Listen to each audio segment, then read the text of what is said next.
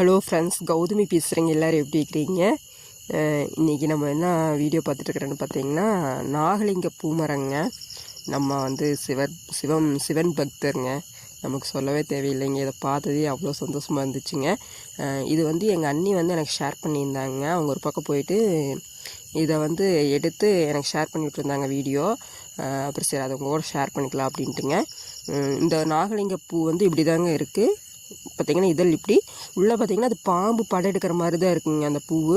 காய் வந்து இதில் வந்து குண்டு குண்டாக இருக்குங்க. பார்த்தீங்களா, காய் இருக்குது பார்த்தீங்களா, காய் இப்படி தான் இருக்குங்க. இது வந்து சிவனுக்கு வந்து ரொம்ப உசந்த பூவுங்க. நம்ம எப்படி வில்வம், தாமரை இதெல்லாம் வச்சு பூஜை பண்ணுறோமோ அதே மாதிரி நாகலிங்க பூ வந்து சிவனுக்கு ரொம்ப உசந்த பூவுங்க. நான் வந்து சொல்லியிருந்தேன், அண்ணி எனக்கு இந்த மாதிரி இருந்தால் எனக்கு எடுத்து அனுப்பிச்சி விடுங்க நாகலிங்க பூ மரம் அப்படிங்காட்டி அவங்க எடுத்து அனுப்பிச்சிட்டு இருந்தாங்க.